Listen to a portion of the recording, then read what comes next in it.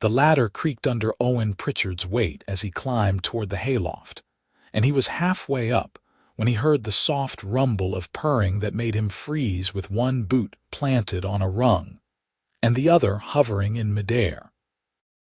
He had been searching for Clementine for 3 days now, ever since his orange tabby had vanished from the barn without a trace, and the sound of contented feline purring drifting down from the loft sent a wave of relief through his chest that nearly made him lose his grip. Owen had checked the loft twice already, calling her name until his throat went raw, but cats were stubborn creatures with minds of their own, and perhaps she had been hiding in some corner he had missed. He resumed his climb with renewed energy, pulling himself up the final few rungs and hoisting his body onto the wooden planks of the loft floor. The afternoon sun slanted through the gaps in the barn walls, casting bars of golden light across the scattered hay, and Owen straightened up with every intention of scooping up his wayward cat and giving her a piece of his mind.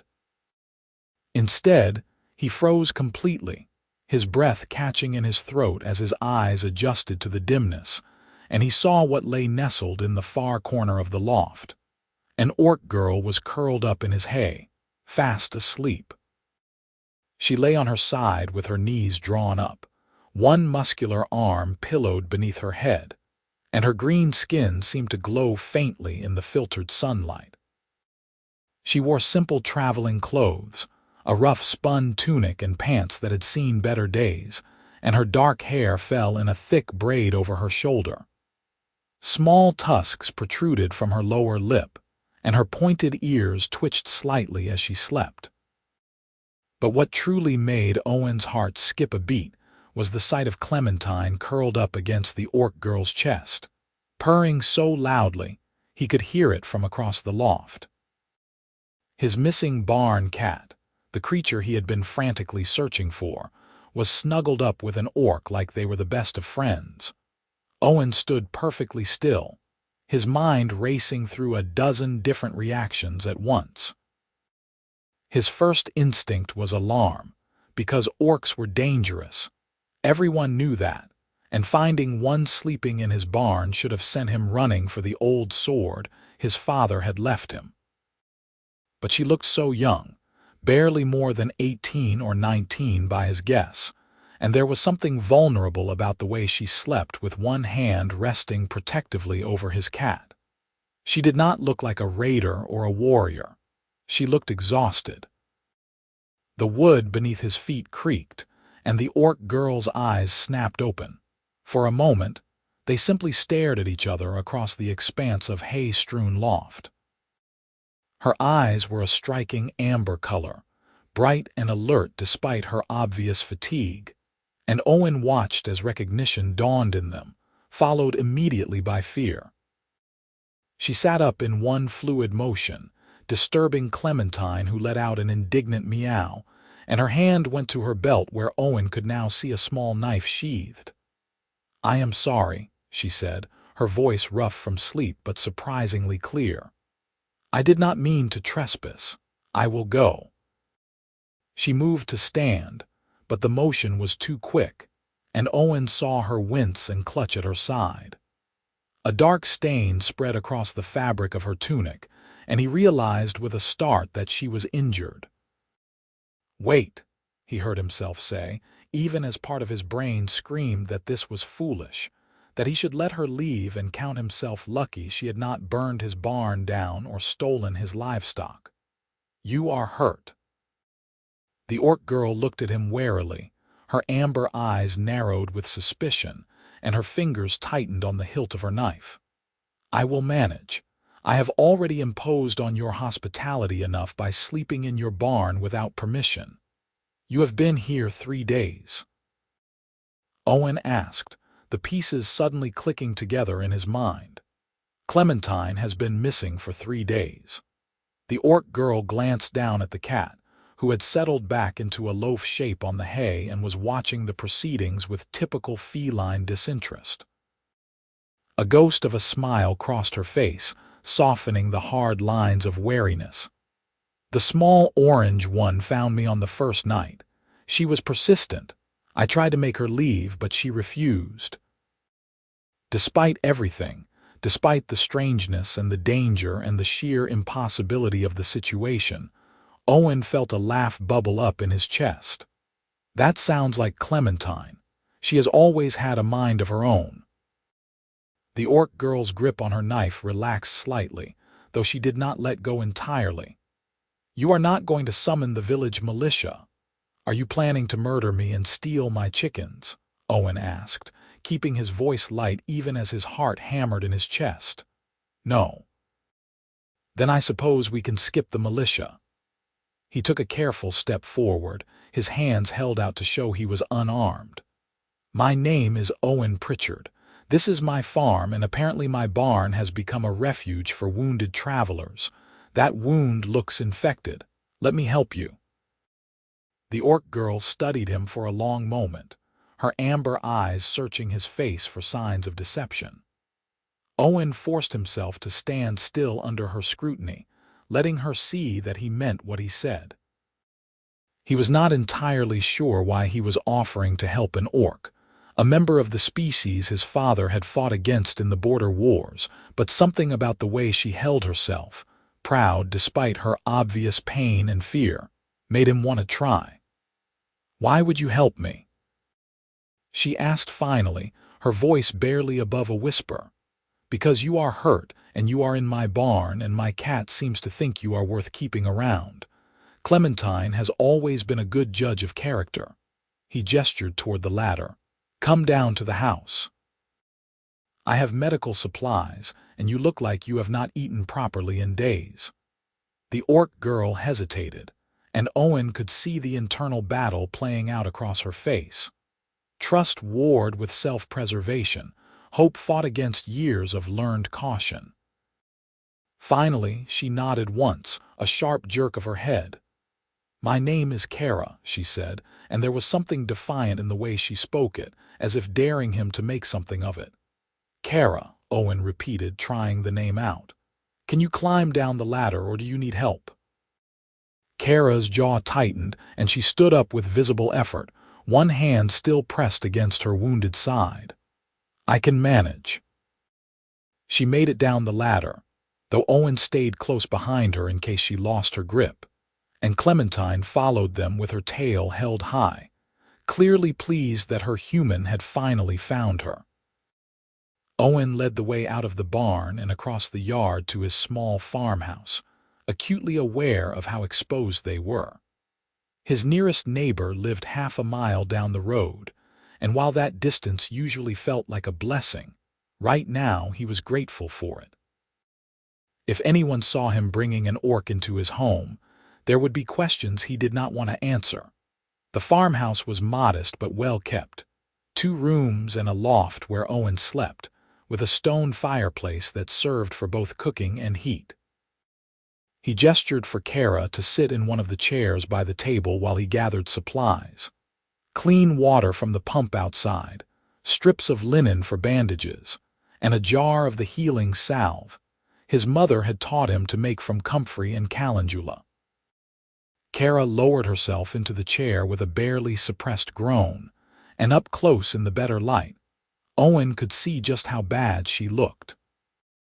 Dark circles shadowed her eyes, her green skin had an unhealthy pallor, and when she carefully lifted the edge of her tunic to reveal the wound, he sucked in a sharp breath. The gash across her ribs was deep and angry-looking, the edges inflamed and weeping. Someone had tried to stitch it closed, but the stitches had torn, and infection had clearly set in. It was a miracle she had been able to climb into his loft at all, let alone stay hidden there for 3 days. "This is bad," Owen said, trying to keep his voice calm even as worry spiked through him. "What happened?" Kerra's expression shuddered closed, and for a moment he thought she would not answer. Then she sighed, her shoulders slumping with exhaustion. "My clan found out that I had been trading with human merchants. They considered it a betrayal. When I refused to stop, they cast me out, But some of the younger warriors decided that exile was not punishment enough. They caught up with me on the road and made sure I understood that I was no longer welcome in orc lands. The matter-of-fact way she said it made Owen's stomach twist. "Your own people did this to you." "My former people," Kerra corrected, and there was a world of pain in those two words. "I have no clan now." Owen did not know what to say to that, so he focused on cleaning the wound instead, working as gently as he could while Kerra sat rigid in the chair, her hands gripped white-knuckled on the armrests. She did not make a sound, even when he had to press harder to clean out the infection, and Owen found himself admiring her stoicism, even as he wished she would curse or yell or give some outlet to what must be terrible pain. "You are going to need new stitches," he said when he had cleaned it as best he could. "I can do it, but I am not a healer. There is a woman in the village who is skilled at this sort of thing, but she would not help an orc," Kerra finished for him. "And you would face consequences for bringing me to her. I understand. Do what you can. I have survived worse." Owen threaded a needle with steady hands, grateful for the years of mending torn clothes and harnesses that had given him practice with small, precise stitches. He worked slowly and carefully, pulling the edges of the wound together, and trying to ignore the way Kerra's breathing went shallow and rapid with each pull of the thread. Clementine jumped up onto the table and settled down to watch, occasionally reaching out a paw to bat at the thread, which broke some of the tension and made Kerra let out a surprised huff that might have been a laugh. When it was done, Owen spread the healing salve over the closed wound and wrapped it in clean linen, binding it tightly to hold everything in place. His hands were shaking slightly as he tied off the bandage, the reality of what he had just done finally catching up with him. He had an orc in his house. He had just spent the better part of an hour tending to her injuries. If anyone found out, he would be lucky if they only ran him out of town. "Thank you," Kerra said quietly, and when Owen looked up, he found her watching him with an expression he could not quite read. "You did not have to do this." "Yes, I did," Owen said, surprising himself with the certainty in his voice. "You needed help and I could give it. That is all there is to it." He could tell Kerra did not believe him, that she thought there must be some ulterior motive or hidden cost, but she did not argue. Instead, she leaned back in the chair and closed her eyes, and Owen realized just how much the last hour had taken out of her. "You should rest," he said, standing up and moving to the small stove to start preparing food. "When did you last eat?" 2 days ago, Kerra admitted. "Maybe 3. Time has been difficult to track."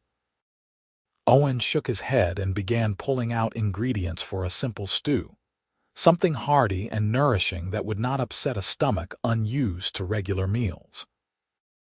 As he worked, he was keenly aware of Kerra's presence in the room, the way she sat so still in the chair, as if she were afraid that any movement might shatter the fragile peace between them. Clementine had no such reservations, and she hopped down from the table to wind around Kerra's legs, purring loudly and demanding attention. "She really likes you," Owen observed as he chopped vegetables. "She is not usually so friendly with strangers." Kerra's hand drifted down to scratch behind Clementine's ears, and the cat immediately flopped onto her back in a shameless display of trust. Animals are often better judges of character than people. They do not care about the color of your skin or the shape of your teeth. They only care if you are kind to them. There was something wistful in her voice, a longing for the same simple acceptance that his cat offered so freely. Owen stirred the pot and tried to imagine what it must be like, to be rejected by your own clan and hunted by your own people simply for wanting to trade with humans. The border wars had ended 10 years ago, when he was barely 12, but the hatred and suspicion lingered on both sides like a wound that refused to heal. They ate in silence when the stew was ready, Kerra working through her bowl with single-minded focus, and Owen tried not to stare at the way her tusks affected how she ate, tilting her head slightly to accommodate them. It was rude to stare. His mother had always taught him that, but he had never been this close to an orc before, and certainly never shared a meal with one.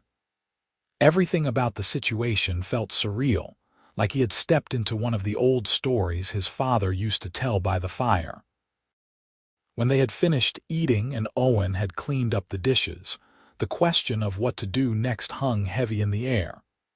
Kerra could not stay in the barn, not with that wound, but having her in the house was dangerous for both of them.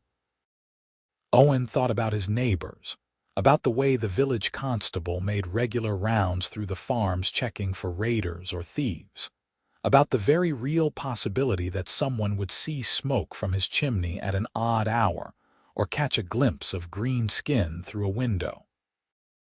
"You can sleep in my bed," he said before he could talk himself out of it. "I will take the floor. You need proper rest if you are going to heal." Kerra opened her mouth to protest, but Owen held up a hand to forestall her arguments. "You can barely stand without wincing. I am not going to make you sleep in the barn when you are in this condition. We will figure out what happens next in the morning, but for now, you need to rest." The look Kerra gave him was complex, equal parts gratitude and confusion, as if she could not quite understand why he was being kind to her. Owen showed her to the loft where his bed was, a simple frame with a straw mattress that was far more comfortable than hay, and he left her there with strict instructions to call if she needed anything. He made himself a pallet on the floor by the fireplace, with Clementine curled up on his chest, and tried to quiet the voice in his head that kept insisting he had just made the biggest mistake of his life. The next morning dawned clear and bright, and Owen woke to find Kerra already up and moving around the house with careful deliberation. She had changed the bandage herself, he noticed, using the supplies he had left out, and there was more color in her face than there had been the night before. The healing salve was working, or perhaps it was just the effects of food and rest, but either way, she looked markedly better. "Good morning," he said, sitting up and disturbing Clementine, who gave him a reproachful look before stalking off to find somewhere else to nap. "Good morning," Kerra replied, and there was something tentative in her voice, as if she were testing out the normalcy of the greeting. "I hope it was acceptable for me to make tea. I found the leaves by the stove." "More than acceptable," Owen assured her, getting to his feet and accepting the cup she offered him. The tea was strong and bitter, made the way soldiers took it on campaign to wake themselves up quickly, and he wondered if that was where she had learned to make it. "How is the wound?" "Better." "Your salve is effective." Kerra hesitated, then added, "Thank you again, for everything. I know this puts you at risk." Owen sipped his tea and considered how to respond. The truth was that yes, harboring an orc did put him at risk, but sending her away felt wrong in a way he could not quite articulate. She was alone and injured and outcast from her own people, and he knew what it felt like to be alone. His parents had died of fever 3 winters ago, and he had been running the farm by himself ever since, with only Clementine for company. The isolation had worn on him, making the days bleed together into an endless cycle of work and sleep and work again. "You can stay," he heard himself say. "At least until you are healed enough to travel safely. It is planting season, and I could use an extra pair of hands with the fields. If you are willing to work, I can offer you food and shelter." Kerra stared at him as if he had just sprouted a second head. "You want me to stay? Here?" "Just until you are well," Owen clarified, though even as he said it, he wondered if he was making a promise he could not keep. "It will be dangerous if anyone finds out, so you will need to stay close to the farm and out of sight when I have visitors. But I think we can manage it, if you are willing to try." For a long moment, Kerra did not respond. She set down her teacup with exaggerated care and turned to look out the window at the fields stretching away from the farmhouse, green with the first growth of spring. When she finally spoke, her voice was thick with emotion. "I accept, and I will work hard, I promise. I will earn my keep." "I know you will," Owen said, and he meant it. That was how it began, this strange arrangement between a human farmer and an orc girl outcast from her clan. They fell into a routine over the following days, working the fields side by side from dawn until dusk. Kerra proved to be a tireless worker despite her injury, strong and capable in ways that made Owen grateful for her help.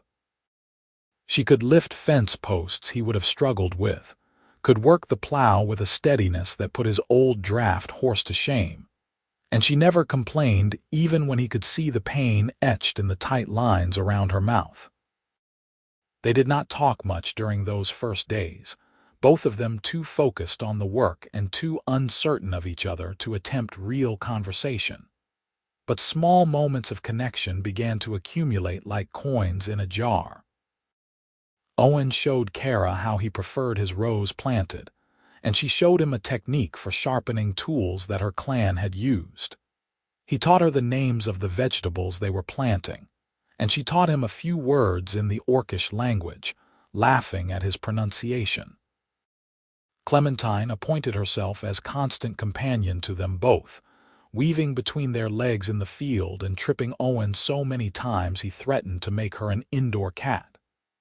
"She would never forgive you," Kerra said, scooping up the cat and receiving a face full of purrs for her trouble. "She is a creature of the outdoors. To cage her would break her spirit." "I suppose you are right," Owen agreed, watching the way Clementine butted her head against Kerra's chin with absolute trust. "She has always been wild at heart." "It is a good way to be," Kerra said softly, and Owen heard the longing in her voice, the desire for the same freedom his cat took for granted. 2 weeks passed, then 3, and Kerra's wound slowly healed under Owen's careful tending. The infection cleared, the flesh knitted together, and the angry red color faded to pink and then to a thin white scar that would probably stay with her forever. She moved with increasing ease, no longer wincing with every breath, and Owen found himself watching her more than he probably should. There was a grace to the way she moved, a quiet strength that he found himself admiring despite knowing it was foolish to think of her as anything other than a temporary guest. The problem was that the longer she stayed, the less temporary it felt. Owen had grown accustomed to waking up and finding Kerra already working in the kitchen, preparing breakfast with the same methodical efficiency she brought to everything. He looked forward to their evening meals, where they sat by the fire and talked about their days, sharing stories about their lives in careful, guarded increments. He learned that she loved music, but could not carry a tune to save her life, that she was fascinated by human books even though she had never learned to read very well, that she had a dry sense of humor that caught him off guard and made him laugh until his sides hurt. In turn, he told her about his childhood on the farm, about his father's stories of the border wars and his mother's skill with healing plants. He told her about the loneliness of the past 3 years, the way the farmhouse felt too big and too empty without his parents' voices filling it. He did not mean to be so honest to reveal so much of himself, but there was something about the way Kerra listened, fully and completely present, that made him want to open up in ways he had not done with anyone since his parents died. "You regret it?" He asked her one evening as they sat by the fire, Clementine sprawled across both their laps in a shameless bid for maximum attention. "Leaving your clan, I mean. Trading with humans even though you knew the consequences." Kerra was quiet for a long moment, her hand moving in slow, soothing strokes down Clementine's back. "I regret the pain it caused. I regret losing my family, my place in the clan, but I do not regret believing that there could be peace between our people. The wars accomplished nothing except filling graves on both sides. Someone has to be willing to build bridges instead of burning them. That is a heavy burden to carry alone, Owen said gently. Perhaps I do not have to carry it alone anymore, Kerra replied, and when her amber eyes met his, Owen felt something shift in his chest, a recognition of something he had been trying very hard not to name. He was falling for her. The realization should have terrified him, should have sent him scrambling to put distance between them before it was too late. Humans and orcs did not fall in love. It simply did not happen, and even if it did, there was no future in it. She would leave when she was fully healed, would go somewhere far from here where she could start over, and he would stay on his farm alone again. That was how it had to be, except that Kerra showed no signs of leaving, and Owen found he did not want her to. The problem resolved itself, at least temporarily, when the village constable came calling on a bright morning in early summer. Owen saw him riding up the road and his blood went cold, because the constable never visited unless there was trouble. He sent Kerra into the loft with urgent whispered instructions to stay quiet and out of sight, and he met the constable at the door with what he hoped was a calm, unsuspicious expression. "Owen Pritchard," the constable said, dismounting from his horse and tipping his hat. "Hope you do not mind the intrusion. We have been tracking reports of an orc in the area. Young female traveling alone. You have not seen anything unusual, have you?" Owen's mouth went dry, but he forced himself to meet the constable's eyes steadily. "No, sir. Just me and my cat out here." "Why are they tracking her? She caused some trouble." "Not exactly. Seems her clan wants her back. They have offered a reward for information leading to her capture." The constable's expression was hard to read, but there was something uncomfortable in the set of his shoulders. "Between you and me, I do not much like the idea of handing anyone over to orcs, even one of their own. But the law is the law, and we promised to cooperate with the clans after the war ended. If you do see her, you are to report it immediately." "Understood." "Understood," Owen said, fighting to keep his voice level even as fear clawed at his throat. "I will keep my eyes open." The constable nodded and remounted his horse, but he paused before leaving, looking down at Owen with something that might have been sympathy. "You have been doing well with the farm, Owen. Your parents would be proud. Do not do anything foolish that would jeopardize what you have built here." It was not quite a warning, but it was close enough. Owen watched the constable ride away, and he did not move until the man was out of sight. Then he went back inside and climbed up to the loft, where he found Kerra pressed against the wall, her face ashen. "You heard," he said, and it was not a question. "I heard." Kerra's voice was barely a whisper.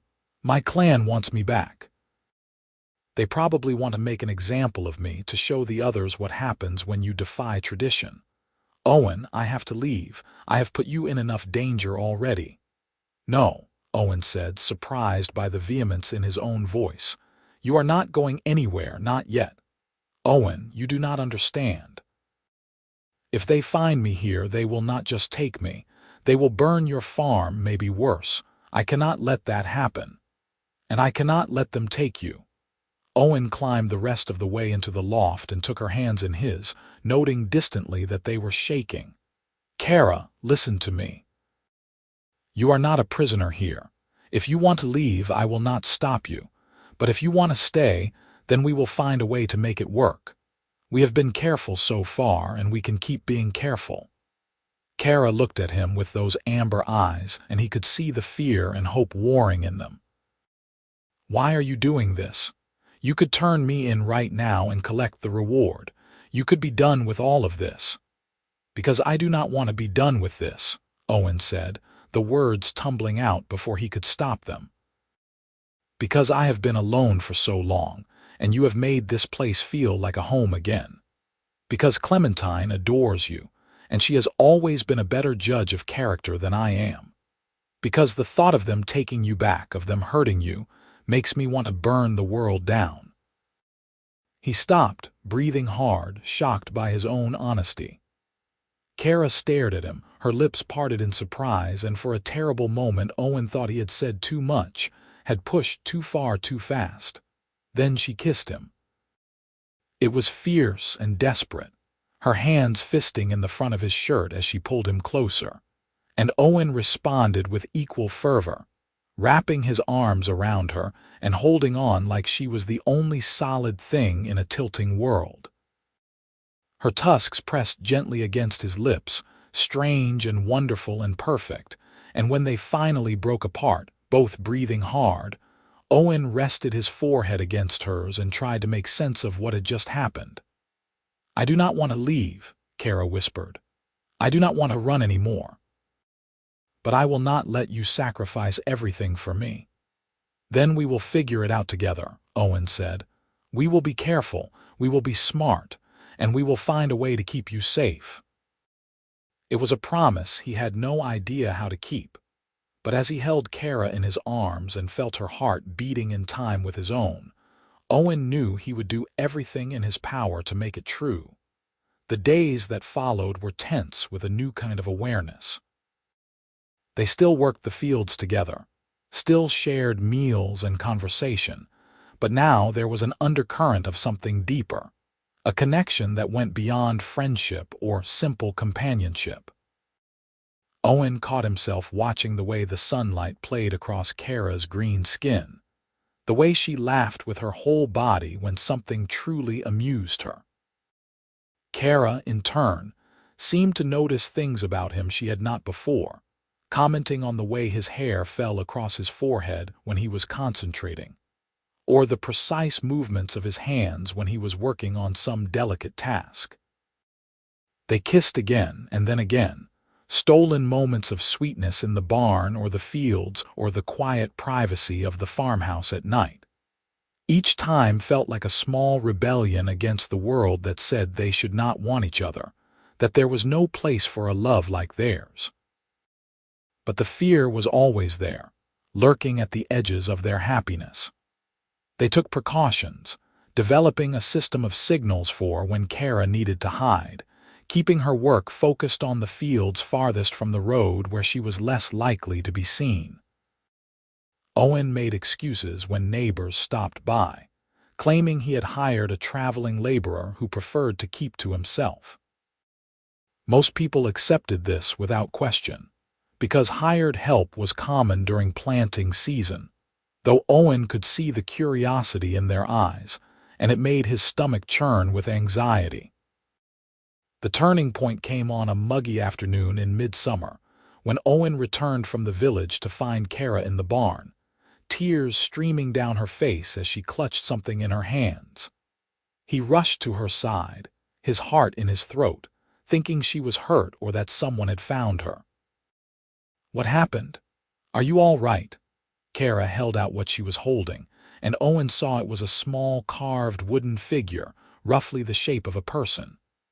The craftsmanship was crude but clearly done with care, and there were markings carved into the wood that he recognized as Orcish runes. "I made this when I was a child," Kerra said, her voice thick with tears. "It was supposed to represent my future self, strong and brave and respected in the clan. My mother helped me carve the runes. They say she who builds bridges. I thought it meant I would be a great warrior or a leader. I did not know it would lead me here, cast out and hiding like a criminal." Owen sat down beside her in the hay and pulled her close, letting her cry against his shoulder. "You are still strong and brave, more than anyone I have ever met, and you are still building bridges, Kerra. Look at us. A month ago we were strangers from enemy peoples. Now look at what we have built together." "A bridge to nowhere," Kerra said bitterly. "What future is there for us, Owen? We cannot stay hidden forever. Eventually someone will find out, and when they do, we will both pay the price. The clan will take me back, or kill me for the dishonor I have brought them. The village will exile you, or worse. We are living on borrowed time. Owen did not have an answer for that because she was right. They could not hide forever, and the longer she stayed, the greater the danger became for both of them. But the thought of letting her go, of watching her walk away and never knowing if she was safe or happy or even alive, was unbearable. "Then we make the most of the time we have," he said finally. "We keep building our bridge, even if we do not know where it leads. Is that not what you wanted? To prove that humans and orcs can live together in peace?" "I wanted to change the world," Kerra said with a watery laugh. "I did not expect to change just one person's world, but I suppose that is a start." "You have changed everything for me," Owen told her, and he meant it with every fiber of his being. They held each other as the afternoon faded into evening, and Clementine found them there and settled down between them, purring her approval of this arrangement. Owen thought about the wooden figure in Kerra's hands, about the child who had carved it with dreams of a great future. And he made a silent promise to that child that he would do everything in his power to give Kerra the life she deserved. The plan formed slowly, pieced together over late-night conversations and careful research. Owen began making trips to the village more frequently, asking casual questions about land grants in the frontier territories, about homesteading laws and what it took to establish a new settlement. He learned that the borderlands between human and orc territories were largely unclaimed, considered too dangerous for anyone but the desperate or the brave. But there were stories of small communities springing up there, places where the rules were looser, and people asked fewer questions about their neighbors' pasts. "What if we went there?" he asked Kerra one night as they lay side by side on the farmhouse floor, watching the firelight dance across the ceiling. "What if we sold the farm and took the money west to the borderlands? We could start over somewhere no one knows us, somewhere we would not have to hide." Kerra rolled onto her side to look at him, her expression cautious. "That would mean giving up everything you have here. Your home, your parents' land. Are you truly willing to do that? This place has been a prison as much as a home," Owen admitted. "I stayed because I did not know what else to do, because leaving felt like a betrayal of my parents' memory. But they would want me to be happy, Kerra. And I am happier with you, even with all the fear and hiding, than I have been in years. If we have to go to the borderlands to have a real future together, then that is what we will do. It will be dangerous. The borderlands are lawless, full of people running from something, and there is no guarantee that we will be accepted even there. I know. But at least we would be together. At least we would be free." Owen reached out and took her hand, lacing their fingers together. "I love you, Kerra. I know that is probably foolish and impossible and doomed, but it is true. I love you and I want a life with you, wherever that might be." Kerra's eyes shimmered with tears, but she was smiling, a real, genuine smile that made Owen's heart soar. "I love you too. I did not think I could, did not think it was possible for an orc and a human to feel this way about each other. But you have shown me that love does not care about the color of skin or the shape of tusks. It just is." They kissed then, soft and sweet, and Owen felt something settle in his chest, a sense of rightness and purpose that had been missing from his life for so long. They would go to the borderlands. They would build a new life together. It would not be easy, but nothing worth having ever was. The decision made, Owen set about preparing for their departure with methodical determination. He quietly sold his harvest stores to merchants in the village, claiming he was stockpiling money for improvements to the farm. He bought supplies for the journey, a sturdy wagon and a pair of good horses, camping gear and preserved food. He told his neighbors he was thinking of expanding his land holdings, scouting out new properties, and while some looked at him with suspicion, most seemed to accept the story. Kerra, meanwhile, prepared in her own way. She practiced her common tongue until she could pass for someone from a northern tribe, where accents were different and people spoke more slowly. She learned to bind her tusks with leather strips that made them less prominent, a practice that pained Owen to watch because it felt like she was hiding part of herself. But Kerra insisted it was necessary, at least until they reached the borderlands where such precautions might be less critical. "I have spent my whole life standing out," she told him when he protested. "I can hide for a little while longer if it means we can be together in the end." The night before they were set to leave, Owen walked through the farmhouse one last time, touching the walls his father had built, standing in the kitchen where his mother had taught him to cook. There was grief in the leaving, a sense of closing a chapter of his life that could never be reopened. But there was also excitement, anticipation for the future he and Kerra were going to build together. He found her in the barn, saying goodbye to Clementine, who would be coming with them because neither of them could bear to leave her behind. The cat seemed to sense that something was happening, and she wound around Kerra's legs with unusual intensity, as if trying to memorize the feeling of her. "Are you ready?" Owen asked, coming to stand beside her. "As ready as I will ever be," Kerra replied. She turned to him, and in the dim light of the barn she looked achingly young and vulnerable. "Owen, what if this does not work? What if we get to the borderlands and find it is no better than here?" "Then we will keep going," Owen said firmly. "We will go to the ends of the earth if we have to. I am not giving up on this on us. Not now, not ever." Kerra kissed him, fierce and desperate, and Owen poured everything he felt into that kiss, all his love and hope and determination. When they broke apart, they were both breathing hard, and Clementine was meowing indignantly at being ignored. They left before dawn, while the village was still sleeping. Owen drove the wagon with Kerra hidden in the back under a canvas tarp, surrounded by their supplies and with Clementine curled up on her lap.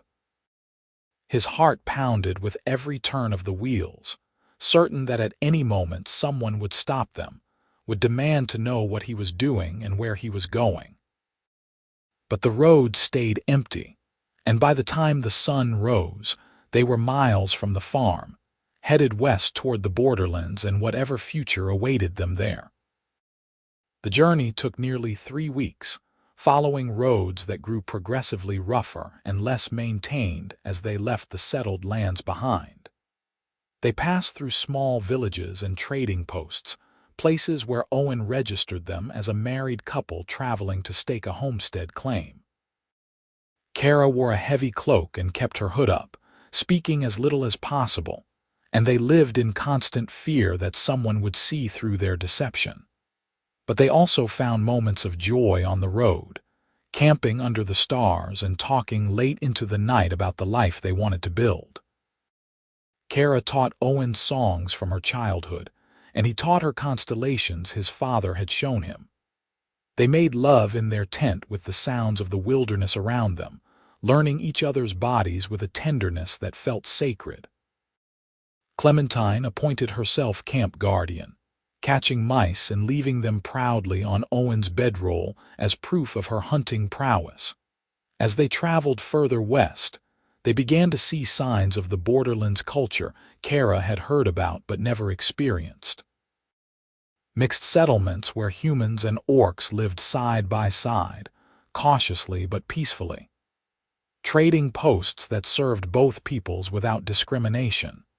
Even a few children playing together in the streets, human and orc, apparently oblivious to the old hatreds that divided their parents' generation.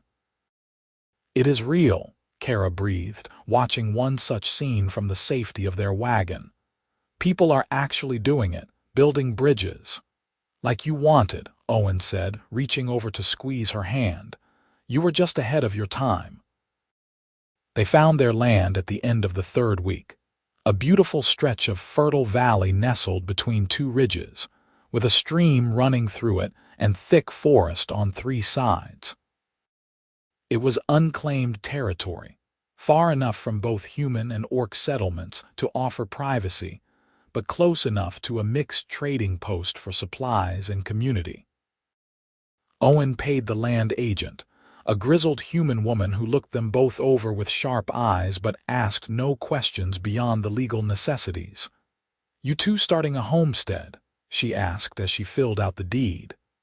"That is the plan," Owen replied carefully. The woman nodded and handed him the papers. "Good luck to you. The borderlands can be hard, but they are also a place where you can make something new if you are willing to work for it. People here do not much care about where you came from, only about whether you are a good neighbor. Remember that." It felt like a blessing or perhaps a warning. Owen thanked her and they left, driving their wagon to their new land with a mixture of excitement and trepidation. This was it. This was where they would build their future. They spent the first few weeks living in the wagon while they cleared land and laid the foundation for a small cabin. It was backbreaking work, made easier by Kerra's strength and Owen's knowledge of construction. And by the end of each day, they were both exhausted and covered in dirt and sweat. But there was a satisfaction in it too, in watching their home take shape board by board, in knowing that every nail they hammered was creating something that belonged to them both. They met their neighbors slowly, cautiously. A human family living an hour's ride to the south, who brought them fresh bread and advice on where to find the best clay for chinking.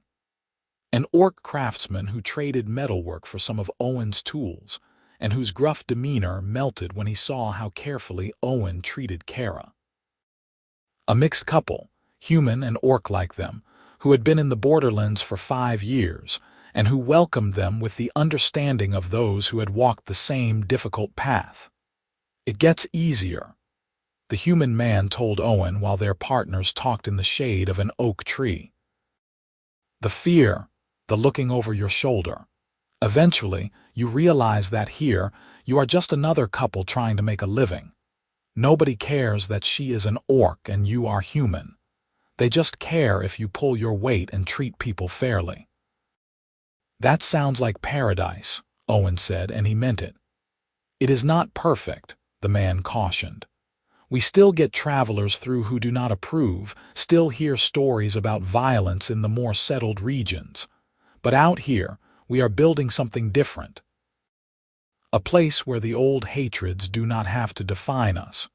Your being here, your willingness to take the risk, that makes it stronger for all of us." The cabin was finished by the time autumn arrived. A solid structure with 2 rooms and a loft. A stone fireplace and real glass windows that Owen had splurged on, because he wanted Kerra to have something beautiful. They moved in on a crisp October morning, carrying their meager possessions across the threshold, and Clementine immediately claimed the spot by the fireplace as her own. That night, they lay in their bed in their house on their land, and Owen felt a peace he had not known since before his parents died. Kerra was curled against him, her head on his chest, and he could feel the steady rhythm of her breathing. "We did it," she whispered. "We actually did it." "We did," Owen agreed. "We built our bridge and it led us here. I wish I could show that little girl, the one who carved the wooden figure, what her life would become. I think she would be amazed. I think she would be proud," Owen corrected gently. "You became exactly what those runes said you would be, someone who builds bridges. You built one between yourself and me, and now we are building one between our peoples, just by existing and being happy together." Kerra tilted her head up to kiss him, soft and sweet. "I love you, Owen Pritchard. Thank you for taking a chance on an orc girl sleeping in your barn." "I love you too, Kerra. Thank you for letting a nosy farmer drag you into his life." They made love that night in their own bed, in their own home, with no fear of discovery or consequences. It felt like a new beginning, like everything that had come before had been leading them to this moment. Afterward, as they lay tangled together under warm blankets, Owen thought about the journey that had brought them here, from that first shocking moment in the hayloft to this peaceful present. Winter came, blanketing their valley in snow and giving them time to rest from the constant labor of building and establishing their homestead. They spent long evenings by the fire, with Owen teaching Kerra to read from the books he had brought, and Kerra teaching Owen more of the Orcish language. Clementine grew fat and lazy, content to spend her days sleeping in warm spots and her nights curled up between them. They ventured to the trading post once a month for supplies, and each time they went, they were greeted more warmly, accepted more fully into the community. Owen found work helping other homesteaders with building projects, and Kerra discovered she had a talent for metalworking that the orc craftsman was eager to nurture. They made friends, slowly but surely, people who saw them as Owen and Kerra first, and as human and orc second if at all. Spring returned, bringing with it the work of planting their first real crops. They tilled fields side by side the same way they had on Owen's old farm, but now there was no fear of discovery, no need to hide.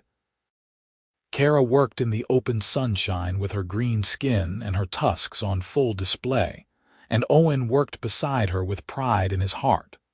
One morning in late spring, as they rested in the shade between planting rows, Kerra turned to Owen with a thoughtful expression.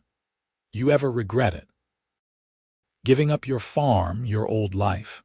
Owen considered the question carefully, because he wanted to give her an honest answer.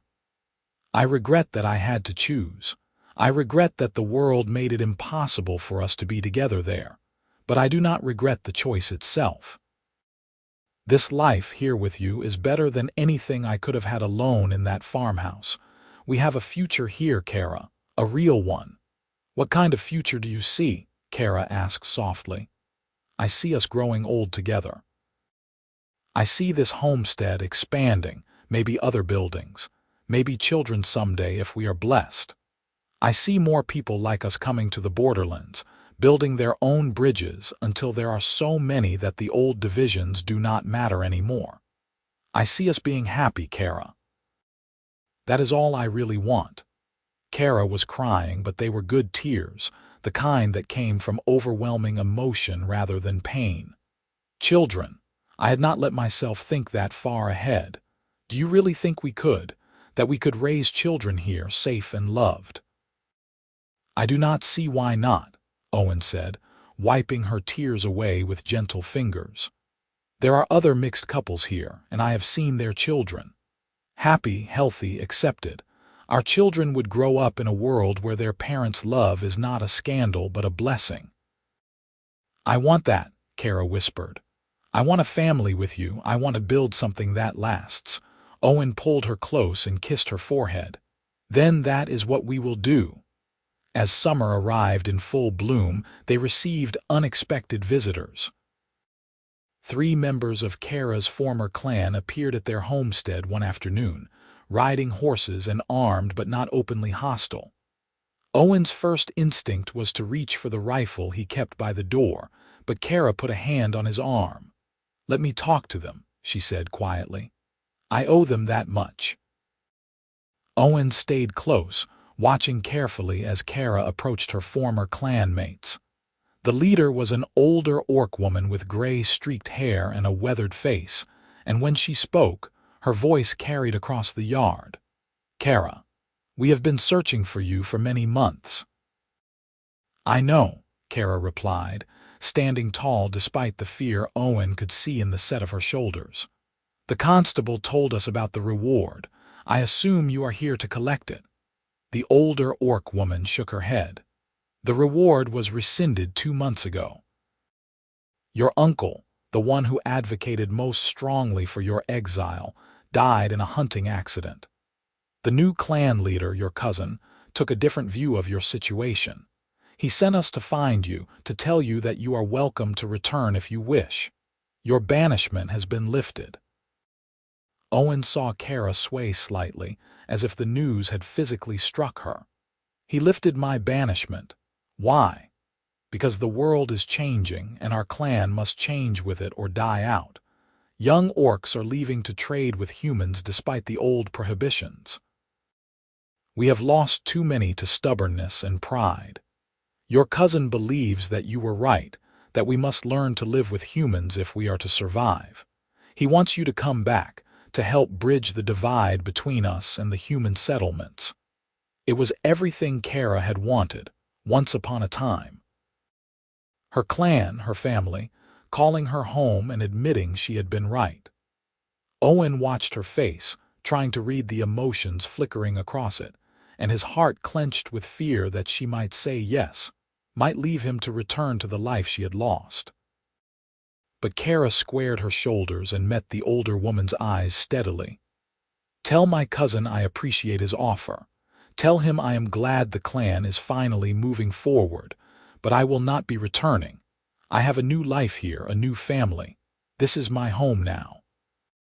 The older woman's gaze shifted to Owen, taking in the human standing protectively near the orc girl she had once known.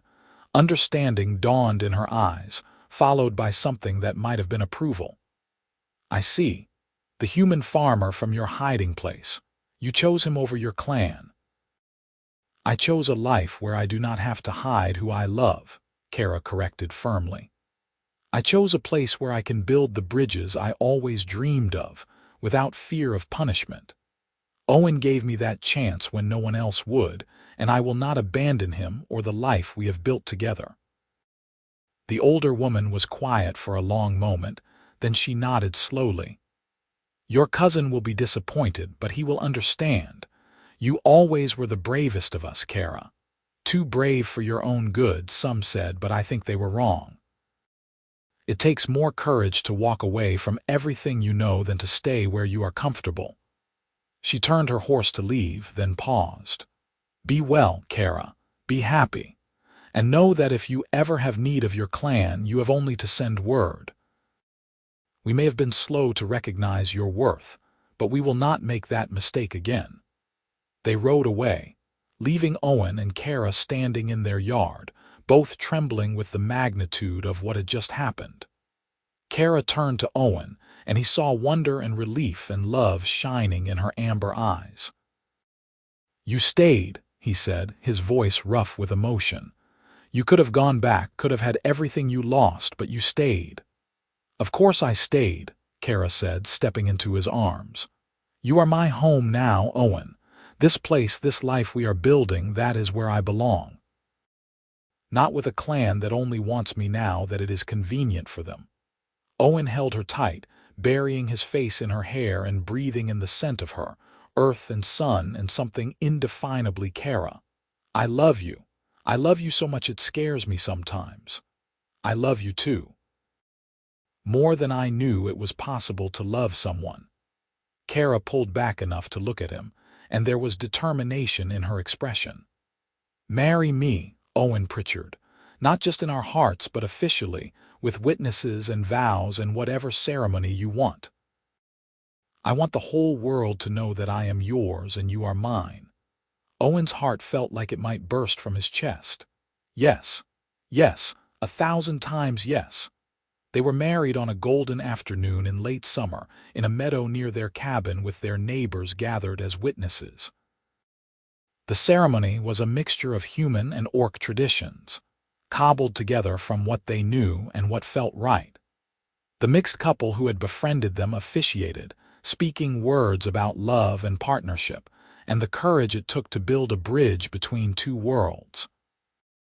Kerra wore a dress of green cloth that matched her skin, with wildflowers woven into her hair. Owen wore his best clothes, pressed and clean, with his father's pocket watch in his vest.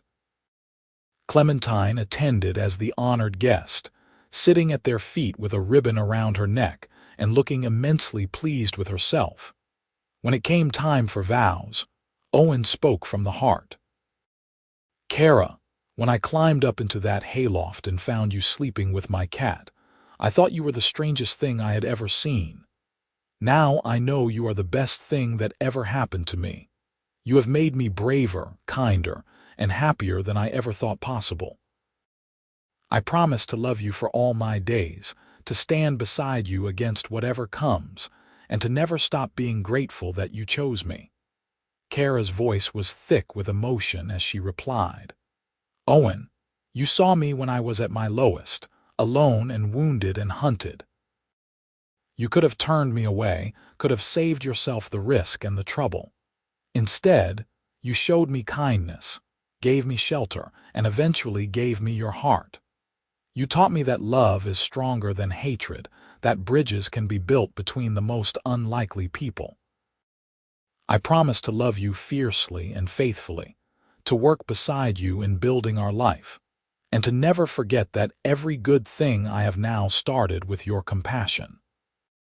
They exchanged simple bands of iron, forged by the orc craftsman who had become their friend, and when they kissed as husband and wife, their neighbors cheered and Clementine yowled her approval. The celebration that followed was joyful and boisterous, with food and drink shared freely, stories traded, and dancing that lasted until the stars came out. Owen held Kerra in his arms as they swayed to music played on borrowed instruments, and he thought about how far they had come from that first frightening morning in the barn. They had been strangers then, separated by species and culture and centuries of mistrust. Now they were husband and wife, partners in every sense of the word, bound together by choice and love. "Happy?" he asked her as the moon rose full and bright overhead. "Happier than I have words for," Kerra replied, resting her head on his shoulder. "Thank you for finding me in your barn. Thank you for seeing me as a person instead of a monster. Thank you for loving me enough to give up everything for a chance at this." "Thank you for staying," Owen said. "Thank you for building this life with me. Thank you for being brave enough to love me back." They returned to their cabin as the celebration wound down, waving goodbye to their guests and promising to visit the trading post soon. Inside, in the privacy of their home, they made love as husband and wife, taking their time and savoring every touch, every kiss, every whispered word of love. It felt sacred, this joining, a physical manifestation of the vows they had spoken earlier. Afterward, as they lay tangled together in contentment, Clementine jumped up onto the bed and settled herself on Owen's chest, purring loudly. "I think she approves," Kerra said with a laugh. "She brought us together," Owen replied, scratching the cat behind her ears. "That day in the barn, you said she was persistent, that she refused to leave you alone. What if she knew?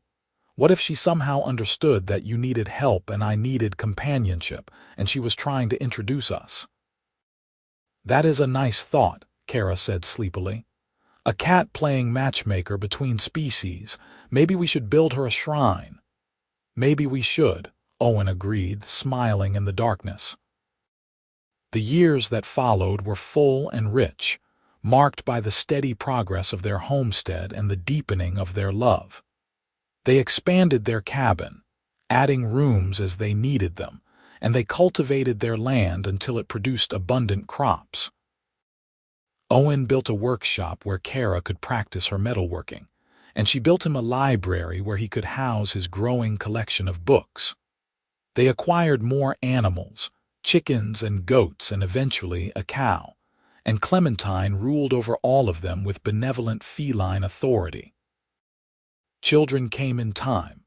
First a daughter with Owen's brown hair and Kerra's amber eyes, then a son with Kerra's green-tinted skin and Owen's easy smile, and finally another daughter who looked like the perfect blend of both her parents. They raised them in love and laughter, teaching them about both human and orc cultures, making sure they understood the history that had tried to keep their parents apart, and the courage it had taken to defy it. The borderlands continued to grow and change around them, more mixed settlements appearing, more bridges being built between the old enemy peoples. Owen and Kerra became pillars of their community, known for their fairness and their willingness to help anyone who needed it regardless of species.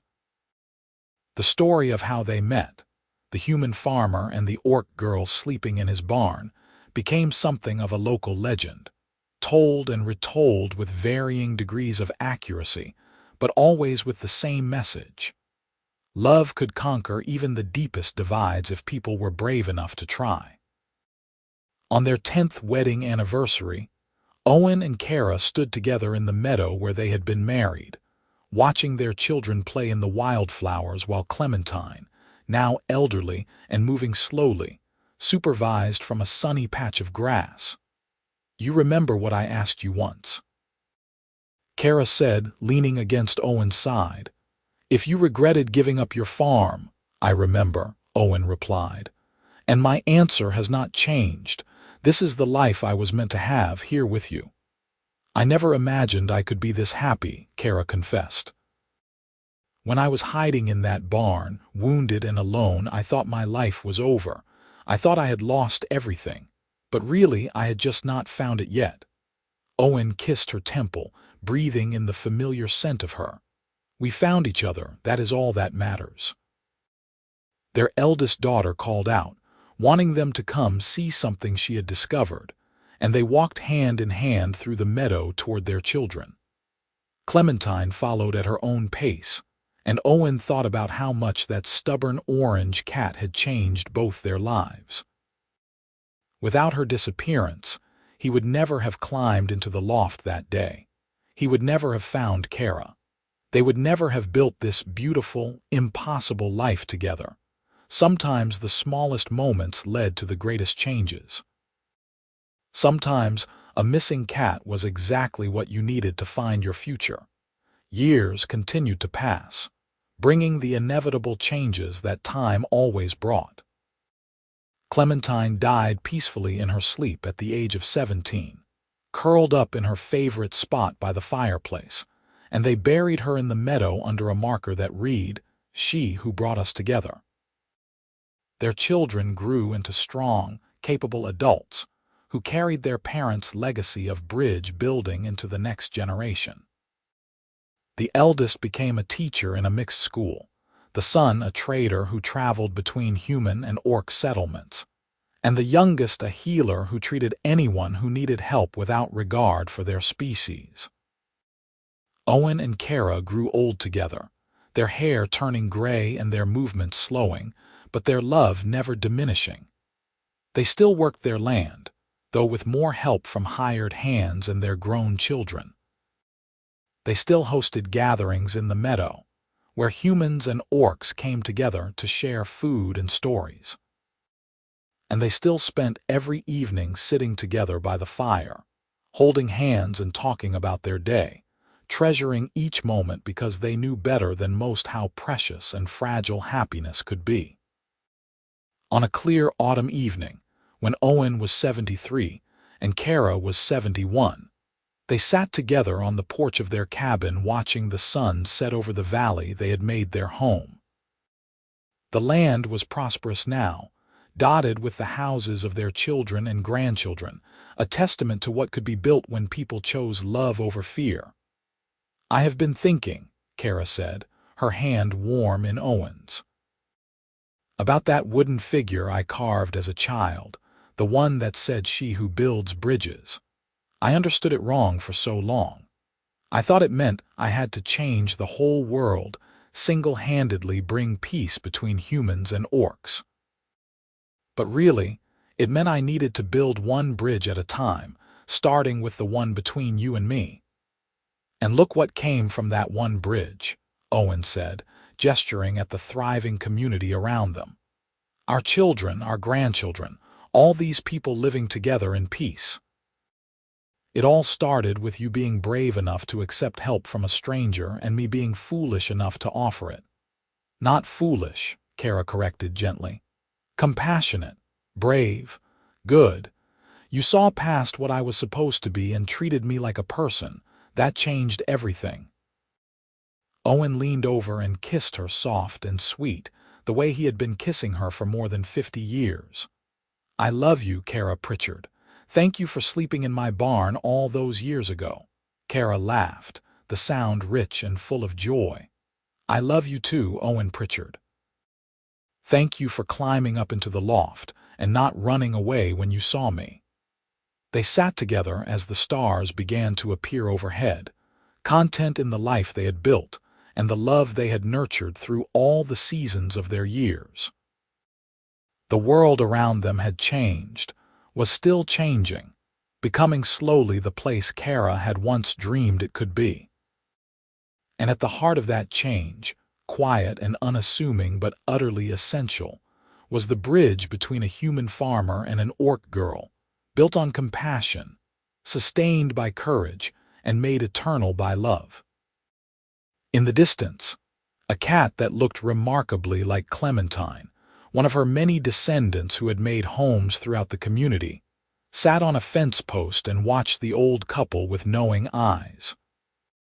The legacy continued, in large ways and small, in the children who played together without seeing differences, in the marriages that crossed old boundaries, in the simple daily acts of kindness between neighbors who had once been enemies. Owen and Kerra had climbed their own mountain, built their own bridge, and in doing so had shown countless others that it was possible. They had not changed the world alone, but they had changed their corner of it completely, and that was enough. More than enough. It was everything. As night fell fully and the air grew cool, they went inside their cabin, the home they had built with their own hands and filled with decades of love. They lay down in their bed, the same bed they had shared through countless nights, and held each other close the way they always had.